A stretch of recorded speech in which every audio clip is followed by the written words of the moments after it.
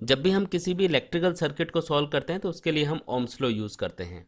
Ohms law के according the current flowing through a conductor is directly proportional to the potential difference applied across it. यानी किसी भी conductor में flow होने वाला करंट उस कंडक्टर के अक्रॉस अप्लाइड पोटेंशियल डिफरेंस के डायरेक्टली प्रोपोर्शनल होता है।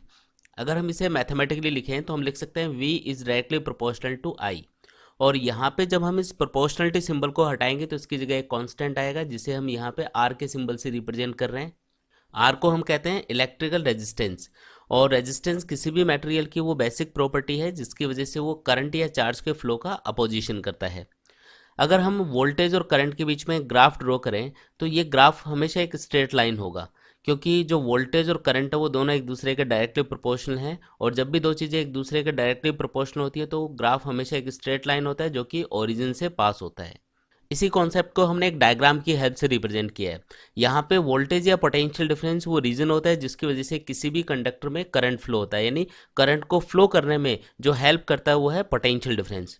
लेकिन जो रेजिस्टेंस होता है, रेजिस्टेंस मटेरियल की वो प्रॉपर्टी है जिसकी वजह से करंट या चार्ज के फ्लो का अपोजिशन होता है। तो ये क्या करता है, ये करंट को अपोज करने की कोशिश करता है। मतलब अगर किसी भी मटेरियल का रेजिस्टेंस ज़्यादा होगा तो उसमें से करंट मुश्किल से पास होगा, उसमें से करंट ईजिली पास नहीं हो पाएगा। हमको याद रखना है कि जो इलेक्ट्रिकल रेजिस्टेंस है वो नेचर ऑफ द मटेरियल पे डिपेंड करता है, साथ ही उसके डायमेंशन पे डिपेंड करता है, और साथ ही डिपेंड करता है उसके टेम्परेचर के ऊपर। जो इलेक्ट्रिकल रेजिस्टेंस है उसकी ऐसा यूनिट होती है ओम। ओम में हम इसको मेजर करते हैं।